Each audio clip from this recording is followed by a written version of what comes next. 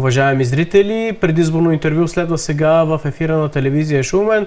Приветствам при нас Ивалин Иванов, кандидат за общински съветник от листата на СДС Шумен. Здравей! Здравей, Краси!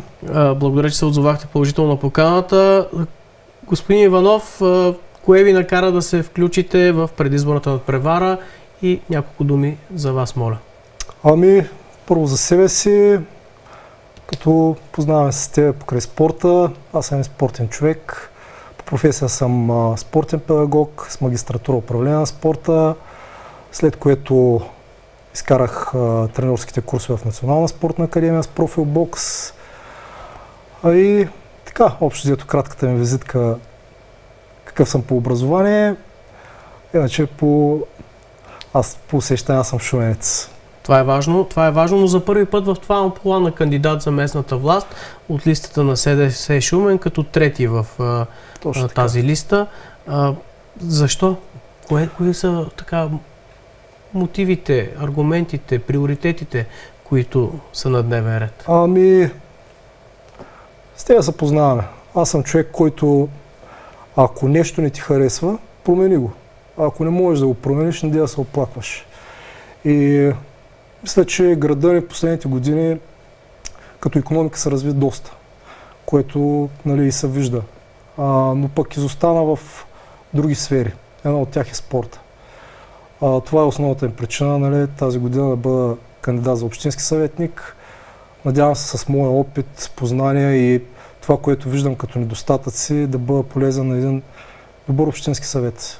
Безспорно с това, което направихте с боксовия клуб Шумен Груп, върнахте този спорт, класически олимпийски, на спортната карта на Шумен и показахте добър пример.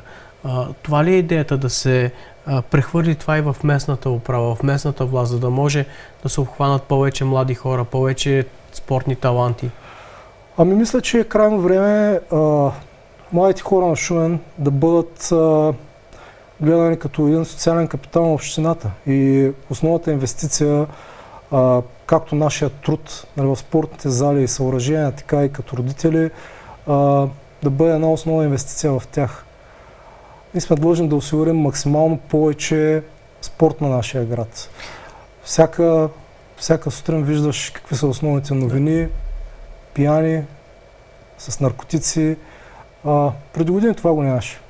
А и здравословни проблеми, свързване с нездравословен начин на живот. Абсолютно. Ако приемам, че утре сте част от Общинския съвет, кое би било първото, с което се захванете? Примерно материалната база в спортния сектор или пък дейностите и осигуряването на повече реални възможности за тренировка и спорт?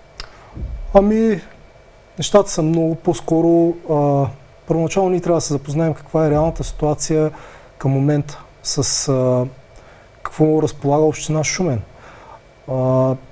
Лично мое виждане е, че на първо място трябва да се провери, понеже имаше проект за възстановяване на спортното училище, мисля, че беше 2016, какво се случва с него, ако може да се продължи и да се довърши. Шумен има нужда от спортно училище. На практика ние разполагаме с ученическа спортна школа, която дава една добра подготовка и насока вече към спортните клубове до 7-ми клас. Ние работим основно в сферата на детско-юношеския спорт.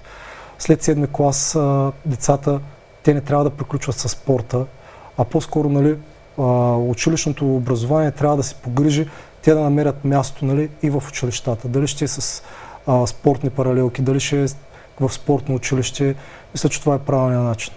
За да има една такава симбиоза и да може да се обезпечи образователния и спортно-тренировъчния процес. Абсолютно. Материалната база? Там изоставаме ли? Материалната база, като винаги има проблеми с нея. Не можем да кажем, че ние ще ги решим, но ще работим за подобряване. Шумен е един град с една прекрасна локация. Имаме изключително голяма възможност за развитие на спорт, отдих, туризъм на открито. Много работа, която трябва да свършите. Понеже сме на края на нашия разговор, на тази камера може да направите обращение към шуменци, към избирателите, които да ви подкрепят по време на местния вод. Уважаеми съграждани, млади хора, с апел към вас на 29 октомври. Излезте, подкрепете, гласувайте. Това е вашето бъдеще.